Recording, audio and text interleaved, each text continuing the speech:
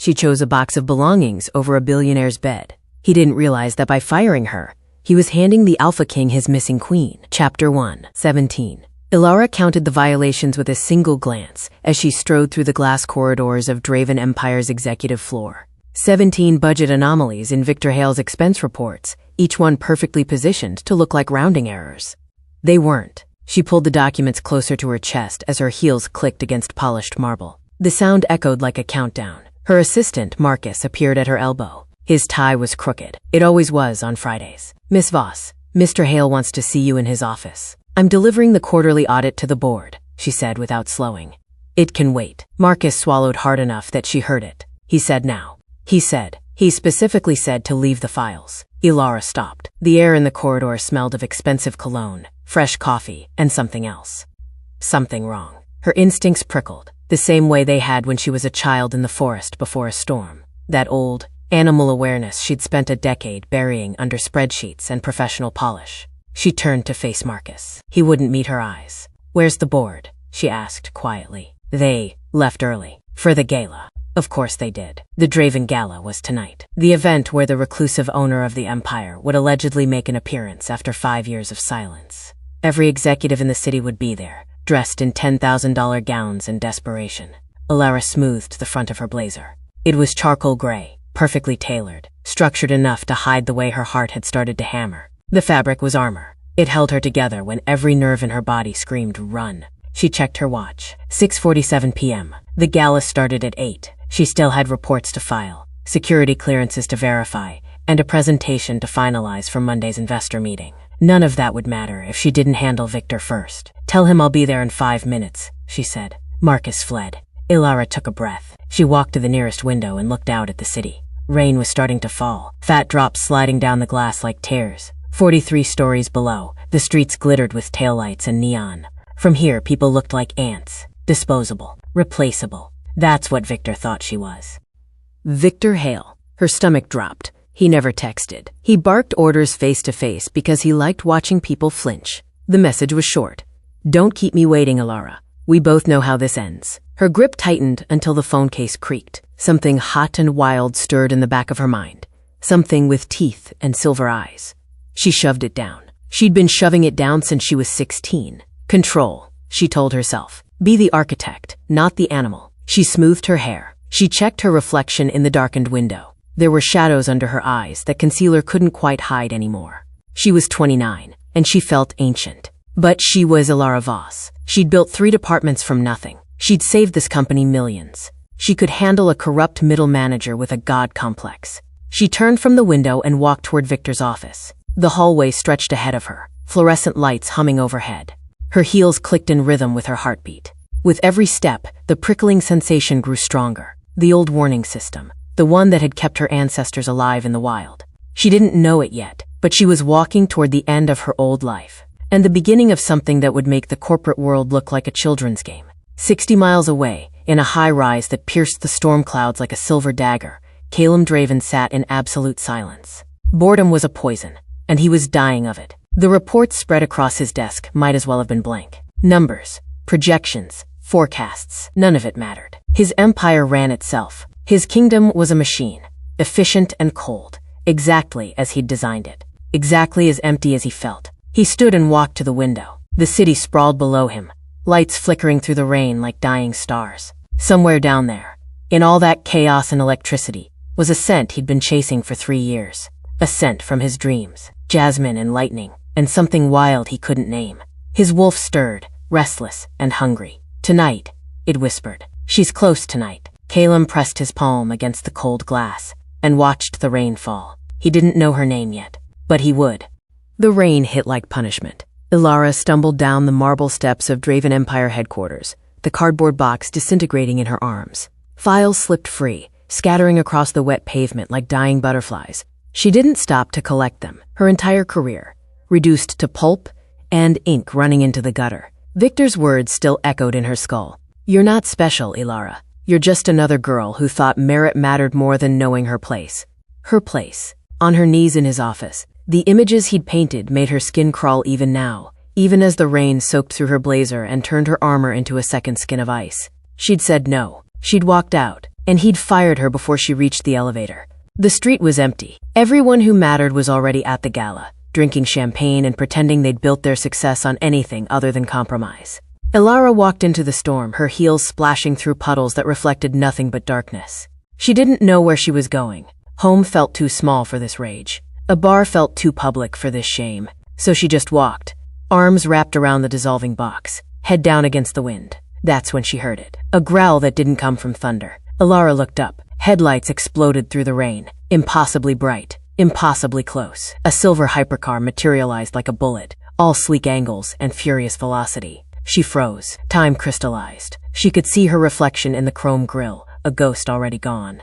The car screamed to a halt 6 inches from her body. The silence that followed was louder than the engine. Steam rose from the hood. Rain drummed on metal. Ilara stood paralyzed, the box tumbling from her hands, her heart a war drum in her chest. The driver's door opened. A man unfolded from the vehicle, tall and broad-shouldered, moving with the fluid precision of something apex. He wore a black suit that cost more than her former annual salary, and his eyes. His eyes were molten gold. They locked onto her, and the world shifted. The air between them ignited, not metaphorically, literally. Ilara felt it in her bones, a recognition so violent it drove the breath from her lungs. The thing she'd been suppressing her entire life surged forward, clawing at her ribs, screaming, him, it's him. Jasmine and lightning. That's what she smelled like. Caleb's wolf slammed against his control with enough force to buckle his knees. He steadied himself against the car door, staring at the woman in the rain. She was nobody, soaked, shivering, surrounded by ruined paperwork. Her mascara ran in black rivers down her face. She looked destroyed. She looked perfect. You, he breathed, the word barely audible over the storm. Ilara couldn't move, couldn't think. The man's presence was crushing, gravity itself bending toward him. Power radiated from him like heat from a furnace. And underneath it all, that impossible certainty, the bone-deep knowledge that she'd been waiting her entire life for this exact moment. The mate bond snapped into place like a lock finding its key. Caleb took a step toward her. Rain streamed down his face, but he didn't seem to notice. His eyes never left hers. What? He said softly, dangerously. Has someone done to you? Ilara's voice came out broken. Nothing. I'm fine. The lie tasted like ash. She tried to step around him, around the car, around the impossible thing happening in her chest. But her legs betrayed her. She swayed. Caleb caught her elbow. The contact sent electricity arcing through her nervous system. He released her immediately, jaw clenched, but his eyes tracked every micro-expression on her face.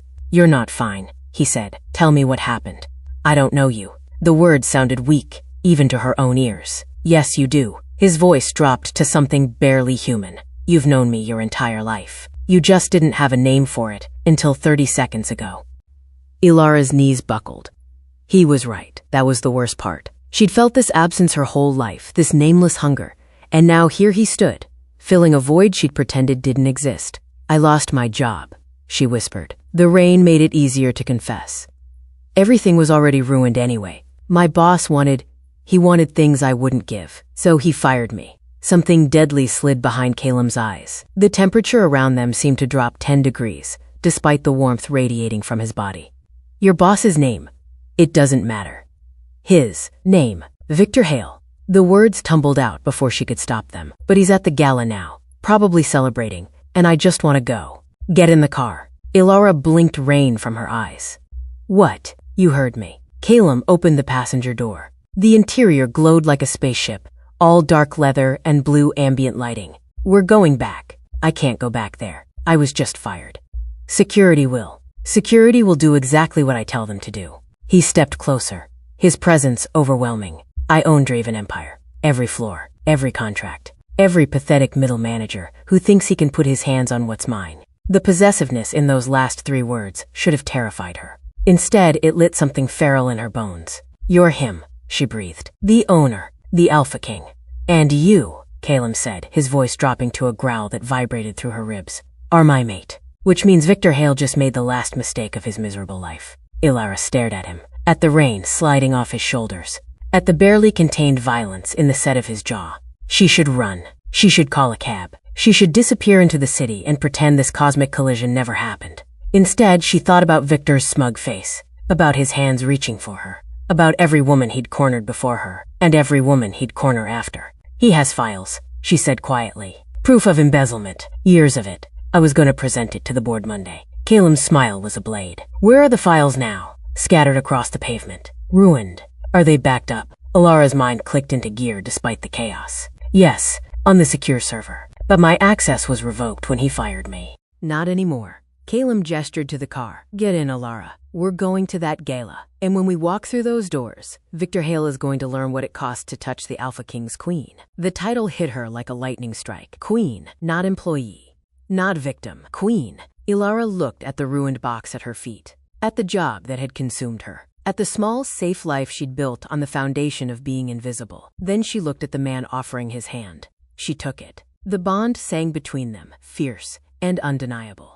Let's finish this, she said. Caleb's eyes flashed gold. That's my girl. The car moved through the city like a predator, silent and impossibly fast. Ilara sat rigid in the passenger seat, hyper-aware of Caleb's presence, of the way his fingers gripped the steering wheel, of the tension coiling through his shoulders. We don't have time, she said. The gala's already started. I'm soaked, and I look like I have people. He pulled out his phone, pressed a single button. Penthouse. 5 minutes. Full transformation. He ended the call and glanced at her. They've dressed queens before. You'll be ready. The certainty in his voice left no room for argument. They pulled into a private garage beneath a high-rise that made Draven Empire HQ look modest. Caleb led her to an elevator that required a fingerprint scan. The doors opened directly into a penthouse that belonged in a magazine. Floor-to-ceiling windows, marble, chrome, and a team of 5 people waiting with garment bags and cases of cosmetics. 12 minutes. Caleb told them. Make her devastating. They descended on Ilara like a tactical unit. Her wet clothes vanished. Warm towels appeared. Someone blow-dried her hair while someone else worked on her face with the precision of a surgeon. A dress materialized, midnight blue and structured like armor, with a neckline that suggested power rather than seduction. Breathe, a woman whispered as she zipped Ilara into the gown. You wear it. It doesn't wear you. Ilara caught her reflection in the mirror and didn't recognize herself. The shadows under her eyes were gone. Her hair fell in dark waves over one shoulder. The dress transformed her body into something regal. Diamond earrings glittered at her ears, simple and lethal. She looked like someone who could destroy Victor Hale without breaking a sweat. Perfect, Caleb said from the doorway. He'd changed into a tuxedo that fit him like a second skin. His eyes dragged over her with an intensity that made her skin prickle. Absolutely perfect. The drive to the gala took 4 minutes. Caleb's hand found hers in the darkness of the car. The mate bond hummed between them, steadying her racing heart. Stay close to me, he murmured. Let me handle the talking. Just remember, you're not walking in there as the woman he fired. You're walking in as my queen. The car stopped. Caleb stepped out first, then offered his hand. Ilara took it and emerged into a sea of camera flashes. The entrance to Draven Empire was lit up like a movie premiere. A red carpet stretched toward the glass doors, where executives in designer gowns and tuxedos mingled with champagne and ambition. Caleb placed Ilara's hand in the crook of his elbow and walked forward. The crowd noticed him instantly. Conversations died mid-sentence. Someone dropped a glass. It shattered on the marble, the sound echoing like a gunshot. Is that? It can't be. The owner. They pushed through the entrance. The ballroom beyond was a cathedral of wealth, all crystal chandeliers and gold accents. A string quartet played near the bar. 300 guests in $15,000 outfits turned as one to stare. The music stopped. Caleb Draven, the reclusive Alpha King, had finally shown his face. And on his arm, wearing his claim like a crown, was the woman Victor Hale had thrown away an hour ago. Ilara scanned the crowd, found Victor near the bar, his face draining of color, found the board members who'd ignored her reports, found the executives who'd looked through her like she was furniture. They were all staring now. Caleb's voice cut through the silence, amplified by the wolf in his throat. Good evening. I believe we have some business to discuss. The room held its breath. Ilara smiled. It was all teeth. Victor recovered first. He always did. Arrogance was a muscle he'd exercised his entire life. He pushed through the frozen crowd, champagne glass in hand, smile sharp as broken glass. Well. Ilara Voss, I didn't expect to see you here. His eyes raked over her dress, over Caleb's hand on her waist. Found yourself a date already. That was fast, even for you. The insult landed exactly where he intended. Whispers rippled through the crowd. Ilara felt 300 pairs of eyes dissecting her, calculating, judging. Caleb's hand tightened fractionally on her waist. A warning, not to her. You must be Victor Hale, Caleb said. His voice was cordial. Almost pleasant. Almost. I've heard a great deal about you. Victor's smile widened. He didn't recognize danger when it was staring him in the face. I'm the general manager of operations. And you are? Calum Draven. The name hit the room like a grenade. Shock rippled outward in concentric circles. Board members went pale. Executives looked like they were calculating whether they could reach the exits before their careers imploded. Victor's smile flickered. Draven, as in, I own this company, this building, this gala. Calum released Ilara and took a single step forward. The crowd parted like he was radioactive. As in, every employee in this room, including you, works at my pleasure. Victor's glass trembled. Champagne sloshed over the rim. Sir, I didn't realize. If I'd known you were coming, I would have. You would have. What? Hidden your embezzlement better. Calum's voice dropped to something sub-zero. Scrubbed the financial records?